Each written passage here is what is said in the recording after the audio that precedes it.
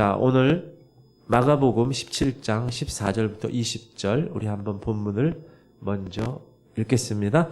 그들이 무리에게 이르매 한 사람이 예수께 와서 꿇어 엎드려 이르되 주여 내 아들을 불쌍히 여기소서. 그가 간질로 심히 고생하여 자주 불에도 넘어지며 물에도 넘어지는지라. 내가 주의 제자들에게 데리고 왔으나 능히 고치지 못하더이다. 예수께서 대답하여 이르시되 믿음이 없고 패역한 세대여, 내가 얼마나 너희와 함께 있으며 얼마나 너희에게 참으리요. 그를 이리로 데려오라 하시니라. 이에 예수께서 꾸짖으시니 귀신이 나가고 아이가 그때부터 나으니라. 이때 제자들이 조용히 예수께 나와 이르되 우리는 어찌하여 쫓아내지 못하였나이까. 이르시되 너희 믿음이 작은 까닭이니라. 진실로 너희에게 이르노니 만일 너희에게 믿음이 겨자씨 한 알만큼만 있어도 이 산을 명하여 여기서 저기로 옮겨지라 하면 옮겨질 것이요 또 너희가 못할 것이 없으리라. 아멘. 오늘 마태복음 17장은 예수님의 어느 날 베드로와 요한과 야고보 이 세 제자, 애제자거든요. 데리시고 높은 산에 오르셨습니다. 그 산이 어디 있는지 또 그 위치는 아직까지 밝혀진 바가 없지만 그것을 우리는 보통 변화산이라고 부르고 있습니다. 왜 변화산이라고 붙여졌는가? 예수님의 몸이 이 산에서 변화되었기 때문에 그렇습니다. 주님께는 12명의 제자들이 있었지만 그 중에서도 주님의 사랑을 받고 있는 제자가 3명이었습니다. 오늘 베드로, 요한, 야고보. 그들은 예수님과 함께 변화산에 올라가서 1절 한번 읽어볼게요. 시작. 엿새 후에 예수께서 베드로와 야고보와 그 형제 요한을 데리시고 따로 높은 산에 올라가셨던 12명 제자 중에서 특별히 이 세 사람은 주님을 사랑하는 일이나 주님께 헌신하는 일에 있어서 다른 제자들보다 열심이었고 또 적극적이었기 때문에 주님께서 특별히 중요한 문제를 놓고 기도하실 때면 이들을 데리고 함께 기도하러 다니셨습니다. 예수님은 이 변화산에서 제자들이 보는 앞에서 영광의 몸으로 변형되셨는데 그 얼굴이 해같이 빛나며 옷이 빛과 같이 휘어졌다고 2절에 이야기합니다. 시작. 그들 앞에서 옷이 빛과 같이 휘어졌더라. 자, 변화산에 올라간 제자들은 그 산에서 놀라운 이 상황을 바라보고 심히 놀랐습니다. 왜냐하면 하늘에서 모세와 엘리야가 내려왔어요. 그래서 주님과 더불어 서로 대화를 하는 장면을 이 세 제자가 본 것입니다. 시작. 그때 모세와 엘리야가 예수와 더불어 말하는 것이 그들에게 보이고는 그리고 그곳에서 하나님의 음성을 친히 듣게 됩니다. 자, 5절 시작. 말할 때 호련히 빛난 구름이 그들을 덮으며 구름 속에서 소리가 나서 이르되 이는 내 사랑하는 아들이요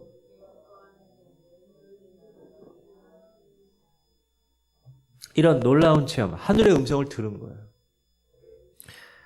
그래서 이제 그래서 베드로가 그러죠. 이곳에서 초막셋을 짓고 그냥 삽시다. 그렇게 그 정도로. 그래서 그들을 산에서 이제 같이 예수님이 이들과 함께 내려오게 되었습니다. 그런데 산 아래에 있던 제자들이 있었을 거 아니에요. 근데 어느 한 병자를 놓고 심히 난처한 처지에 놓여 있었습니다. 14절입니다. 시작. 그들이 무리에게 이르매 한 사람이 예수께 와서 꿇어 엎드려 이르되. 제자들은 귀신이 들려서 간질병으로 고생하는 이 아들을 데리고 온 어느 한 아버지의 부탁을 받고 그 아들을 위하여 병 낫기를 기도했어요. 그런데 낫질 않는 거예요. 많은 사람들이 있었는데 이 제자들이 부끄러움을 당하면서 쩔쩔매고 있었던 것입니다. 15절 시작. 주여 내 아들을 불쌍히 여기소서. 그가 간질로 심히 고생하여 자주 불에도 넘어지며 물에도 넘어지는지라. 내가 주의 제자들에게 데리고 왔으나 능히 고치지 못하더이다.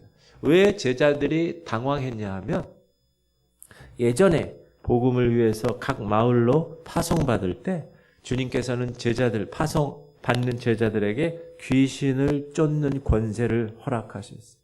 또 병을 고치는 능력도 같이 허락하셨어요. 그래서 이들이 각 마을로 가서 복음을 전하는 그 현장에서 이 귀신 쫓는 권세와 모든 병을 낫게 하는 이 권능을 행해서 그런 경험이 있었던 거예요. 그래서 지금 이 아들 간질병쯤은 능히 고칠 줄 알고 예수의 이름으로 기도했던 것입니다. 그런데 제자들은 귀신이 그 아들에게서 떠나가지 않으니까 당황하게 된 것입니다. 그러한 차에 이제 변화산에서 이 제자 3명, 애제자 3명과 같이 이제 산에서 내려오는 예수님이 마침 그 자리에 나타나신 것입니다. 그래서 먼저 그 아들의 아비가 주님께 나와서 아들의 병을 고쳐줄 것을 엎드려 간구하죠. 다시 15절 시작. 주여 내 아들을 불쌍히 여기소서. 그가 간질로 심히 고생하여 자주 불에도 넘어지며 물에도 넘어지는지라. 내가 주의 제자들에게 데리고 왔으나 능히 고치지 못하였다. 이때 주님은 탄식하셨어요. 어떻게? 17절 시작. 예수께서 대답하여 이르시되 믿음이 없고 패역한 세대여 내가 얼마나 너희와 함께 있으며 얼마나 너희에게 참으리요 그를 이리로 데려오라 하시니라. 믿음이 없고 패역한 그 당시의 세대를 향하여 주님은 탄식하셨다. 주님이 탄식하신 믿음이 없고 패역한 세대는 비록 그때만의 세대만이 아닙니다. 오늘날 우리가 살아가는 이 세대 역시 믿음이 없고 패역한 세대임에 틀림없습니다. 그리고 그 시대에 물들어가며 믿음을 버리고 패역한 세대에 동조하는 하나님의 백성들을 바라보시면서 지금도 우리 주님은 탄식하고 계시는 것입니다. 첫 번째, 믿음이 없는 세대라고 말씀하셨습니다. 주님이 계셨던 그 당시 이스라엘에게는 믿음이 없었다는, 당시 신앙적으로 모범을 보여주어야 할 리더십들은 믿음을 가지고 하나님을 섬긴 게 아니라 의식과 외식으로 섬긴 것입니다. 예수님을 믿음으로 영접하고 하나님의 뜻을 따라 했던 그들이 오히려 트집을 잡고 죽이려고 예수님을 고속거리를 찾으려고 혈안이 되어 있다는 것. 지금 우리가 살아가고 있는 이 세대도 한번 보세요. 믿음이 예전 같지 않아요. 세상은 말할 것도 없고 교회마저도 믿음이 예전 같지가 않습니다. 우리 가운데 많은 사람들이 있지만 하나님께 대한 믿음을 가지고 살아가는 사람들이 그렇게 많지 않다는 거예요. 진리의 말씀을 토대로 해서 그 말씀 가운데 흔들리지 않냐고 정말 하나님 앞에서의 삶을 살려고 하는 사람이 그렇게 많지 않다. 그 당시 예수님이 탄식하면서 믿음이 없는 세대라고 이야기했던 것, 그 모습이 지금의 모습이 아닌가. 주님이 다시 오실 때 이렇게 얘기하십니다. 시작. 그러나 인자가 올 때 세상에서 믿음을 보겠느냐 하시니라. 만약에 주님이 세상에 지금 이 시간에 이 한국 땅에 오셔서 우리가 살아가는 생활을 바라보신다면 어떻게 탄식하실까? 우리를 향하여. 그 당시 서기관들과 바리새인들에게 내려졌던 그 책망, 동일한 책망이 아닐까? 목사인 저에게도 그렇고 특별히. 그래서 주님은 종말에 이르고 있는 우리 모든 세대를 향하여 이렇게 말씀하십니다. 시작. 힘찬 음성으로 외쳐 이르되 무너졌도다 무너졌도다 큰 성 바벨론이여 귀신의 초소와 각종 더러운 영이 모이는 곳과 각종 더럽고 가증한 새들이 모이는 곳이 되었도다. 그 음행의 진노의 포도주로 말미암아 만국이 무너졌으며 또 땅의 왕들이 그와 더불어 음행하였으며 땅의 상인들도 그 사치의 세력으로 치부하였도다 하더라. 지금 상황이 더 악해질 겁니다, 여러분. 노아 때처럼 먹는 거, 요즘 얼마나 먹는 거 신경 쓰는지 몰라요. 먹고 마시는 거. 그리고 육체를 위해서는 엄청나게 신경들을 많이 쓰더라고요. 이렇게 탄식하신 주님은 그의 백성들을 향하여 이렇게 선포하십니다. 시작. 또 내가 들으니 하늘로부터 다른 음성이 나서 이르되 내 백성아 거기서 나와 그의 죄에 참여하지 말고 그가 받을 재앙들을 받지 말라. 그의 죄는 하늘에 사무쳤으며 하나님은 그의 불의한 일을 기억하신지라. 그가 준 그대로 그에게 주고 그의 행위대로 갑절을 갚아주고 그가 섞은 잔에도 갑절이나 섞어 그에게 주어라. 따라합시다. 내 백성아 거기서 나와. 이게 거룩이에요. set apart. 딱 나온 구별된. 이 같은 주님의 탄식을 듣고 하루속히 믿음이 없는 생활에서 벗어나서 하나님 말씀대로 그 말씀이 우리 가는 길에 등불이 되어 생명의 길, 영생의 길을 걸어갈 수 있는 여러분 되시기를 주님의 이름으로 축복합니다. 믿음이 없는 세대가 되면 안 된다. 두 번째, 패역한 세대. 주님은 패역한 세대라고 탄식하십니다. 17절 시작. 예수께서 대답하여 이르시되 믿음이 없고 패역한 세대. 주님이 그 세대를 패역하다고 정죄하신 것은 왜 그렇죠? 하나님을 섬겨야 할 하나님의 백성들이 하나님이 없는 생활을 한다는 거예요. 오늘날 우리 생활 주변을 살펴보시기 바랍니다. 하나님의 백성이에요. 하나님을 섬기고 하나님 말씀대로 살아야 할 사람들이 하나님이 없는 패역한 생활을 경영하고 있다. 그야말로 하나님께 패역한 세대를 이루고 있다.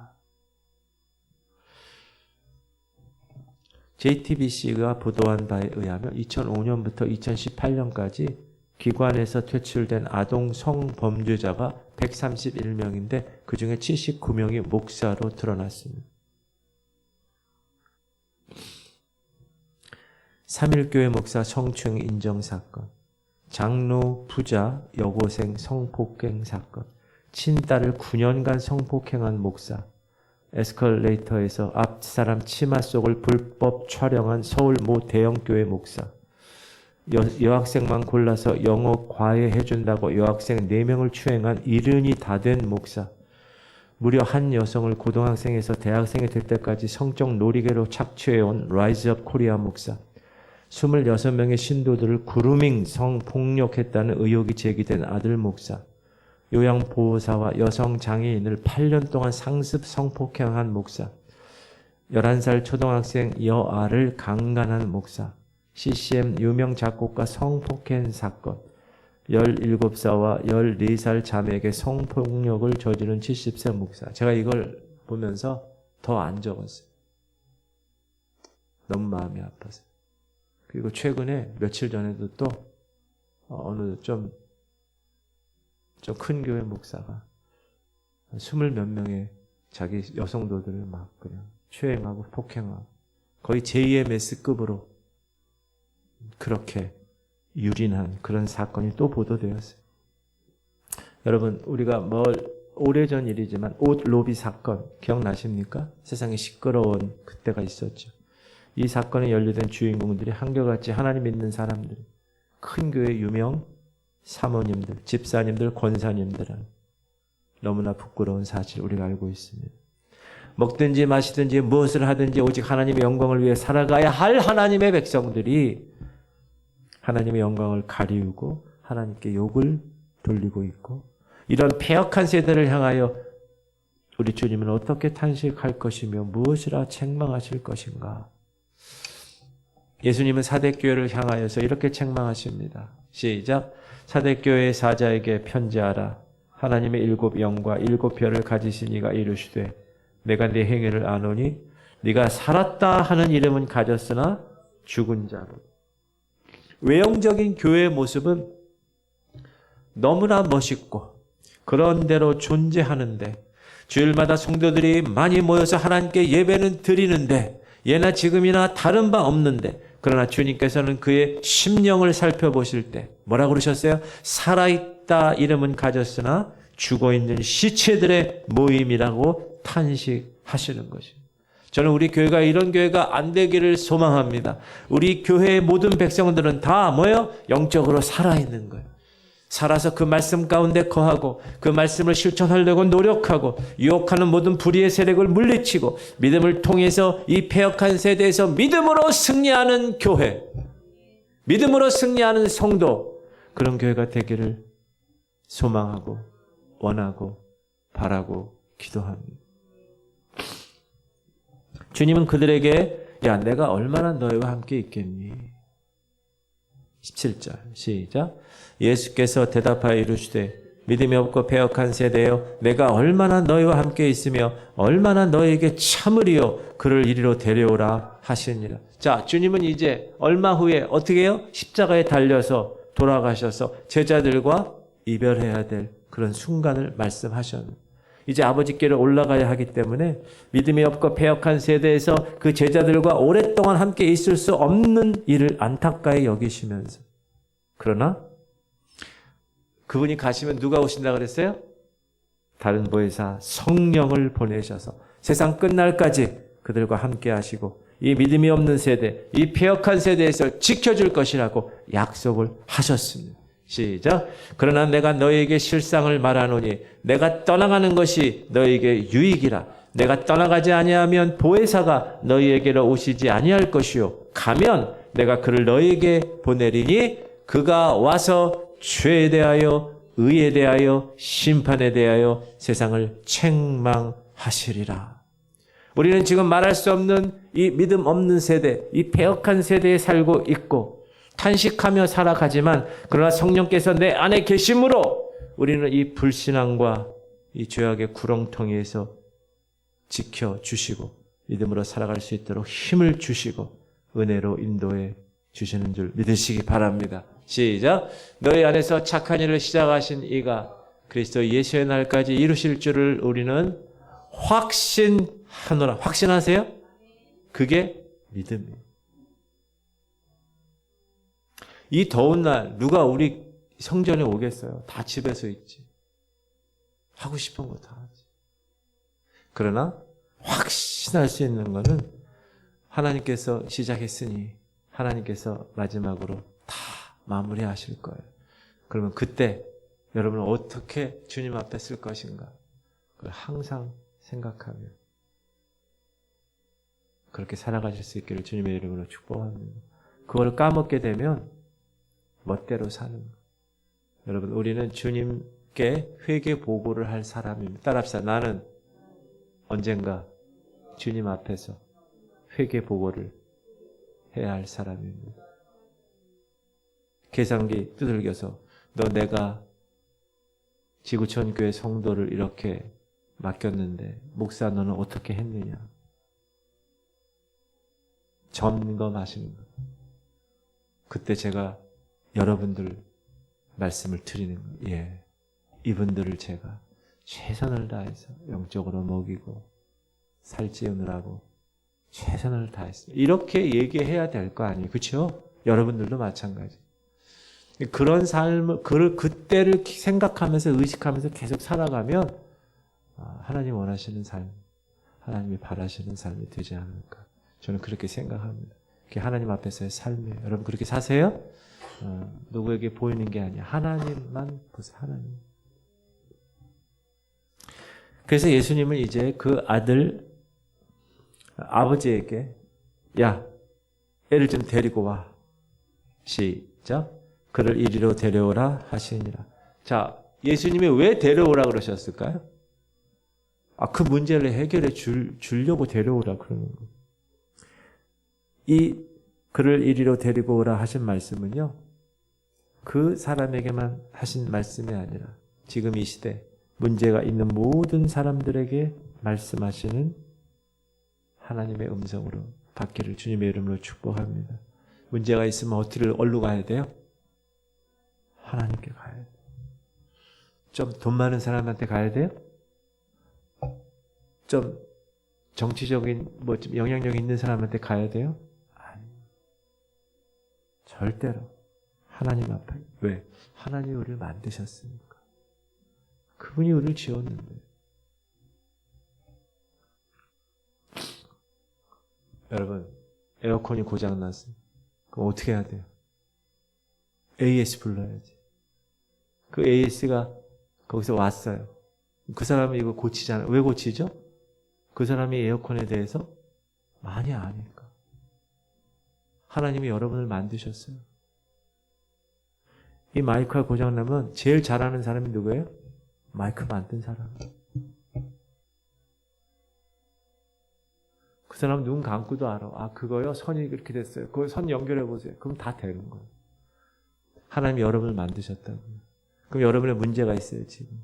그 문제에 대해서 하나님 어떻게 하실까요? 야, 그거 나와서 기도해야지. 그러면 문제가 해결되는 거예요.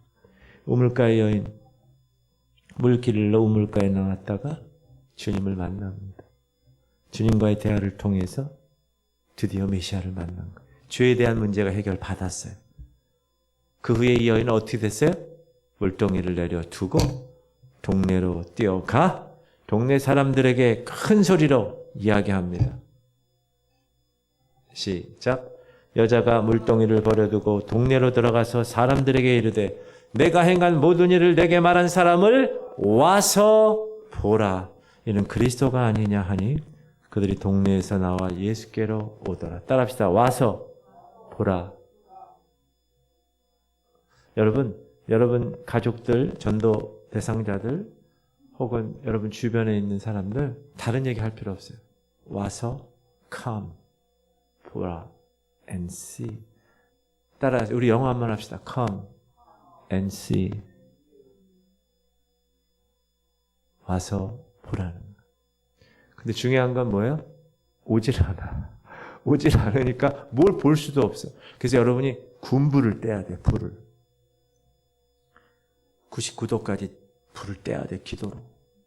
그래서 1도 탁 지날 때 불이 탁 끓는 것처럼 물이 여러분이 군불을 다 떼고 열심히 기도하고 나서 와서 보라. 그러면 오케이 갈게. 언제 갈까? 딱 그렇게 되는 거예요. 그러니까 그 군불 떼는 시간이 며칠이 걸릴지 몇 년이 걸릴지는 몰라. 그러나 언제까지 해야 돼요? 언제까지? 와서 볼 때까지 하는 거예요. 포기하지 마요.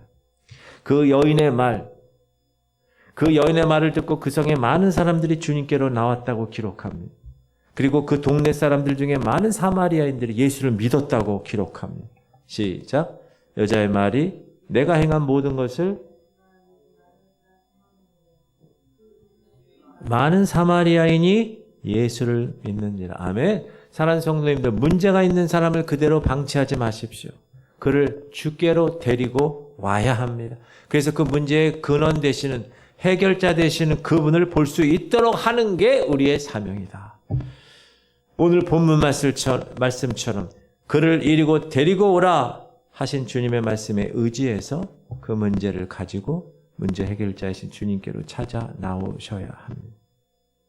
따라합시다. 한가한 사람이 기도하는 것이 아닙니다. 문제가 있는 사람이 기도하는 거예요. 평안히 살아가는 사람이 기도하는 게 아니에요. 질병으로 아프고 실패 가운데 낙심하고 환난 가운데 고통당하는 사람이 기도하는 거예요. 그러므로 여러분 기도하십시오. 이런 일 당하고 저런 일 당하고 계십니까? 기도하세요. 하나님이 지금 여러분을 다루고 계십니까? 용광로에 넣어서 여러분을 하나님이 원하시는 대로 빚으시고 계십니까? 그러면 힘을 빼셔야 돼요. 주님 손에 맡겨야 주님이 원하시는 모습으로 힘을 주면 그 모습이 안 돼. 힘을 빼고 겸비하게 주님 앞에 서십시오. 기도하십시오. 여러분이 그 문제를 해결하려고 하지 마십시오. 그 문제는 절대 해결되지 않을 것입니다. 그 문제는 우리가 기도할 때, 하나님 앞에 나올 때 하나님이 해결해 주시는 것입니다. 이것이 영적인 원리예요. 이것을 체험한 사람은 기도하지 않을 수 없습니다. 사랑하는 성도님들, 우리에게는 전능하신 하나님이 계세요. 이 땅을 창조하신 하나님이 계세요. 너희가 세상에서는 환난을 당하나 뭐라고요? 담대하라. 내가 세상을 이기었노라. 세상 끝날까지 나와 함께 계시는 그분이 나를 도와주시고 옆에서 그 문제를 해결하신다고 하는 거예요. 그런데 걱정하고 고통당하고 낙심 가운데 절망하는데 모든 문제를 해결해 주시는 하나님 앞에 나와서 그 문제를 해결을 위해서 기도하지 않습니다. 자, 이 책임 누구에게 있어요? 하나님께 있나요? 우리들 자신에게 있나요? 야고보 사도는 이렇게 얘기합니다. 시작. 너희가 얻지 못함은 구하지 않기 때문이요. 구하여도 받지 못함은 정욕으로 쓰려고 잘못 구함입니다. 사랑하는 성도들, 구하십시오. 구해야 돼. 문제를 주님 앞에 내려놓고 주님이 그 문제를 처리하게 하는 거예요. 그게 기도하는 거예요. 내 뜻이 아니라 하나님이 하게 하시는 거예요. 그러면 그 문제는 해결될 줄 믿습니다. 세 번째 생각할 것은 주님의 이 권능 있는 말씀에 그 아이에게서 귀신이 쫓겨나가지요. 그랬더니 간질병 증세가 완전히 사라지고 아이가 온전해졌습니다. 시작. 이에 예수께서 꾸짖으시니 귀신이 나가고 아이가 그때부터 나으니라. 모든 병은 다 귀신이 주는 건 아니지만 잘못된 습관도 있고 여러 가지 원인이 있지만 어둠의 영에 의해서 되는 병도 있다는 사실을 알 수가 있습니다. 자, 이때 제자들이 주님께 조용히 묻죠. 19절 시작.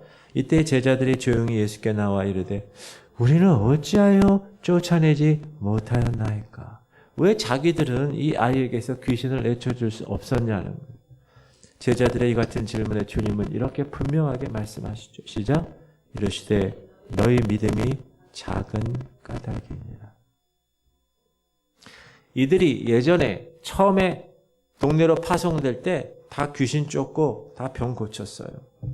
하나님의 능력을 받았어요.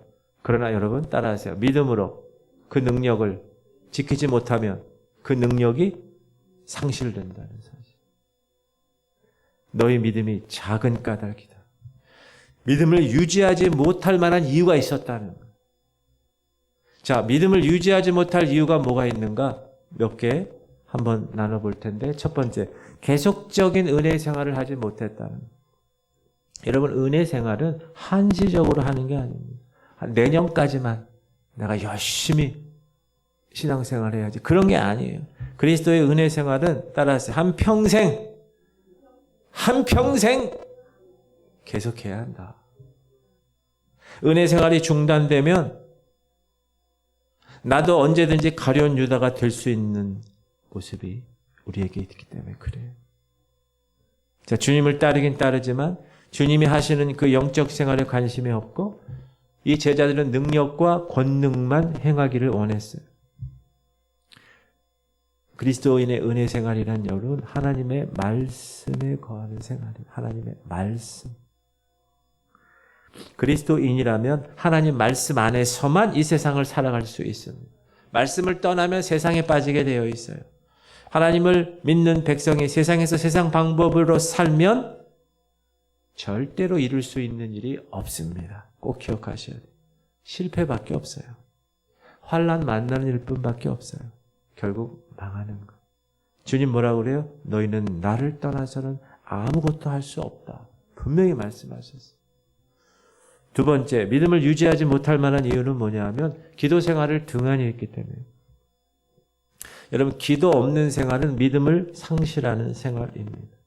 주님은 그래서 기도를 어떻게 하셨다고요? 습관에 따라. 여러분, 기도하는 게 습관이 돼요. 뭐 이렇게 조사할 때 뭐 이름 쓰고 뭐 하고 특기가 뭡니까? 취미가 뭡니까? 막 이런 게 얘기하잖아요. 기도하는 겁니다. 특기가 기도하는 겁니다. 취미 생활이 기도하는 겁니다. 그렇게 말할 수 있을 정도로 여러분 기도 생활에 습관적인 기도 생활, 예수님처럼. 그렇게 예수님처럼 습관적으로 기도할 때 제자들은 어떻게 했어요? 졸고 있었어요. 사랑하는 성도님들, 그리스도인들이 받을 영적 능력은 어디서 오느냐? 기도에서 오는 것입니다.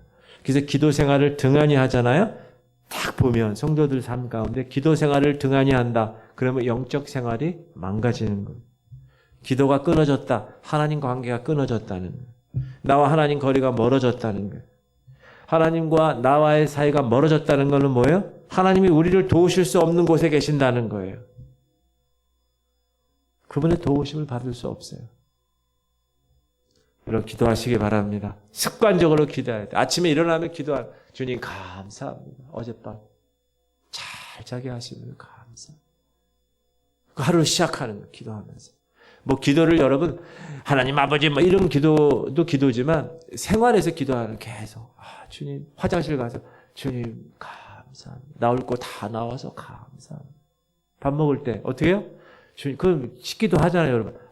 주님 소화 잘해요. 뭐 공부할 때 주님 지혜를 주시옵소서. 기도 계속 그렇게 살아가는 그렇게 공부하면 주님 공부하는데 어렵습니다. 주님이 하나님 쉽게 지혜를 주시옵소서. 그러면 공부가 그냥 졸졸졸졸 잘 되고. 할렐루야.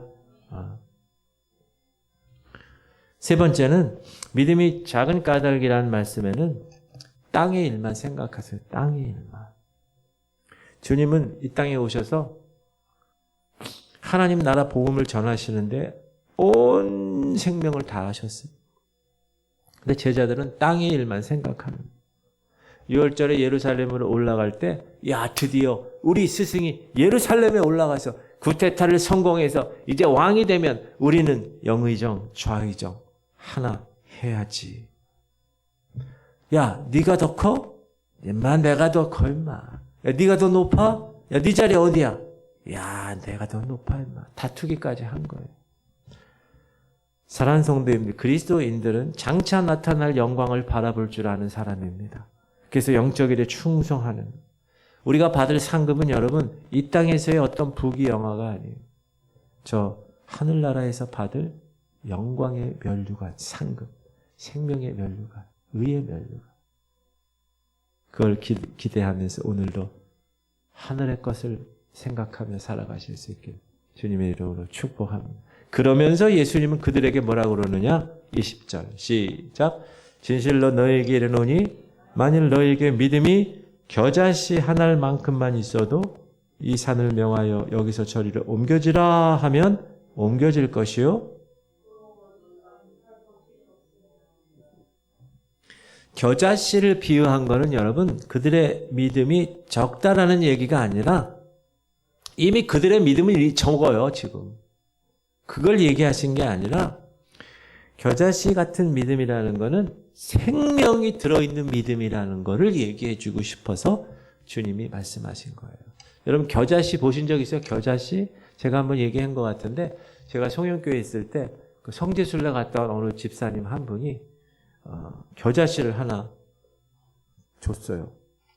어떻게 생긴 거냐 하면 이런 데에다가 겨자씨 여기 한 5개 정도를 이렇게 한 다음에 코팅을 해가지고 저한테 딱 준 거예요. 이게 겨자씨라는 거야.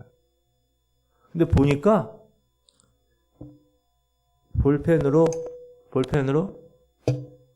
그 정도 크기예요. 얼마나 작아요. 그러나 그 작은 겨자씨 안에는 뭐가 들어가 있다고요?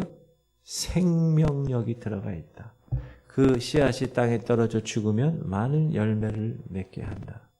겨자씨 같은 믿음이라는 것은 비록 작지만 생명력이 있는 믿음을 가지라는 것입니다. 우리가 가지고 있는 믿음은 작습니다. 그러나 우리는 큰 믿음의 소유자가 될 수 없지만 그 작은 믿음 안에 겨자씨 같은 생명력을 갖고 있어야 한다라고 말씀하십니다. 그래서 이 생명력이 있는 믿음은 뭐라고 그래요? 살아있는 믿음이라. 살아있는 믿음. 살아있으면 뭐가 나오는 거예요? 열매가 맺히는 거예요. 살아있으면. 그러면 어떤 사람이 이런 겨자씨 생명력의 믿음을 가질 수 있는가? 아까도 얘기했듯이 따라합시다. 기도가 있는 사람. 겨자씨의 생명력을 강하게 하는 건 기도입니다. 기도하고 성령 충만함 받고 폭발적인 믿음의 생명을 공급받는 것. 그것이 우리가 영원한 생명을 어떻게 해요? 누리며 살아갈 수 있는 삶이다. 두 번째는 말씀이 순종하는 믿음이 겨자씨 같은 믿음이다. 생명력이 있는. 생명력이 있느냐 없느냐를 판단하는 기준은 말씀입니다. 가장 정확한 기준이 됩니다. 이것이. 순종이 없는 믿음은 아무리 큰 소리치고 자랑해도 죽은 믿음입니다. 따라합시다. 살아있는 가지만이 열매를 맺습니다. 여러분, 살아있는 믿음의 사람이 되시기 바랍니다. 그래야 열매를 맺습니다. 생각해야 돼요. 목사님 제가 10년, 20년, 30년 교회를 다니고 직분도 받았는데 열매가 하나도 없어요. 그럼 여러분 어떻게 생각해야 되냐면 내 믿음이 죽었거나 내 믿음이 아직 너무나 연약해서 열매를 맺을 단계가 아니라는 것을 점검하셔야 돼요. 그래서 여러분이 어떻게 계속 기도와 말씀을 계속 먹고 성장해야 열매가 맺는 거예요. 여러분 뭐 감나무나 이런 것도요. 조그만 거 하면 열매 없어요. 어느 정도 커야 열매를 맺잖아요. 우리 사람도 마찬가지예요. 아기가 열매 맺을 수 있나요? 다 처녀총각이 돼야 열매를 맺을 수 있는 거죠. 그리고 세 번째, 겨자씨 같은 믿음은 그 말씀을 믿는 거예요. 믿는 거. 믿음이 있다라는 건 그 마음 안에 생명이 있다는 거예요. 말씀이 능력이기 때문에 그 말씀에 대한 믿음이 있어야 한다. 여러분 그래서 말씀을 많이 알아야 되고 그 말씀을 믿어야 돼요. 그게 그냥 말씀 따로 귀로 듣고 그냥 흘러버리면 되지 않아요. 여러분께 되려면 믿어야 돼. 전혀 보이지 않아. 여러분 영적 세계는 보이지 않아요. 원래 손에 잡히지도 않아. 칠흑같이 어두워요. 귀도 안 들리고 영적인 거. 그러나 믿음을 가지고 바라보고 믿음을 가지고 듣고 믿음을 가지고 선포할 때 하나님께서는 그 생명을 통하여서 살아나게 하시고 열매 맺게 하신다는 사실을 꼭 기억하시기 바랍니다. 항상 점검해. 내 믿음이 살아있는 믿음인가. 다른 사람이 다 안 돼 해도 하나님 말씀에 된다 그러면 어떻게 해야 돼요? 혼자라도. 아니에요. 하나님 말씀에 이렇게 돼 있어요. 합시다. 그게 살아있는 믿음. 그리고 네 번째, 겨자씨 같은 믿음이라는 믿음은 하나님만을 의뢰하는 믿음이에요. 여러분 하나님만을 의뢰하시기 바랍니다. 어떤 경우에도 낙심하지 않아요. 왜 그렇죠? 그 하나님이 그 의뢰하는 백성을 구원해 주실 수 있는 분이시기 때문에 어떤 처지에 놓여도 염려할 필요가 없다. 여러분 혹시 염려하시는 분 계세요? 염려할 필요가 없어요. 절대로. 주님이 나의 방패가 되어주시고 그 의뢰하신 하나님이 나의 인도자가 되어주시고 걱정하지 마세요. 장사에도 걱정하지 말고 공부에도 걱정하지 말고 신앙생활에도 여러분 걱정하지 마세요. 내 앞에 어떤 내 삶의 앞으로의 어떤 계획, 비전 걱정하지 마세요. 우리 교회의 비전 걱정할 시간에 어떻게 해요? 기도하고 믿음으로 그 비전 선포하며 실천하기 위해서 애를 쓰는 거예요. 이거 왜 오늘 안 되지? 계산기 두들겨도 안 되고 이거 뭐 마이너스고 뭐 이거 머리가 나빠서 안 되고 뭐 다 안 돼. 늙어서 안 되고 뭐 나이 많아서 안 되고 이빨이 빠져서 안 되고 뭐가 안 되고 다 그거는 걱정할 필요가 없는 거예요. 그런 거. 그냥 하나님 오늘 내가 여기 왜 있었고 왜 살려놓으셨습니까? 믿고 나가겠습니다. 사랑하는 성도님들, 우리의 믿음이 산을 옮길 만한 믿음. 그 믿음은 뭡니까? 불가능한 일인데 가능하게 하시는 믿음입니다. 하나님의 능력을 의미해요. 내게 능력 주시는 자 안에서 내가 모든 것을 할 수 있는 일. I can do everything. 다 할 수 있다는 거예요. 우리들도 우리에게 능력 주시는 주님 안에서 우리가 해야 할 모든 일을 다 할 수 있다고 믿으셔야 그게 겨자씨 믿음입니다. 주님 안에서 우리는 우리가 해야 할 모든 일을 다 할 수 있는 존재입니다. 그러므로 우리는 믿음이 패역한 세대, 믿음이 없는 세대, 그 세대에 물들지 말아야 돼요. 형식적인 신앙생활에 젖게 되면 안 돼요. 주님이 책망하십니다. 믿음이 적다 해도 겨자씨 같은 생명력, 살아있는 믿음을 가지고 있다면 믿음이 없고 패역한 세대에서도 은혜로운 신앙생활을 하나님의 사랑을 받으면서 놀랍게 할 수가 있는 것입니다. 바라기는 이곳에 모인 모든 성도님들 믿음이 없고 패역한 세대에서 우리 주님만을 믿고 그 말씀의 능력 안에서 아름다운 믿음의 사람들이 되시기를 주님의 이름으로 축복합니다. 할렐루야. 그리고 항상 말할 때도 배에 힘주고 할렐루야 이렇게 얘기하고 아멘 하고 항상 그렇게 하는 거예요. 어휴 할렐루야 뭐 이러면 안 되고 아셨죠? 할렐루야 한번 해봅시다. 시작. 할렐루야. 요즘 나이 드신 권사님들도 훈련이 잘 돼가지고 제가 할렐루야 그럼 아멘 탁 이러시더라고. 새벽부터. 얼마나 그냥 제가 힘을 받는지 몰라요. 그게 겨자씨 생명력이 있는 사람의 믿음입니다. 그렇게 사시길 바랍니다.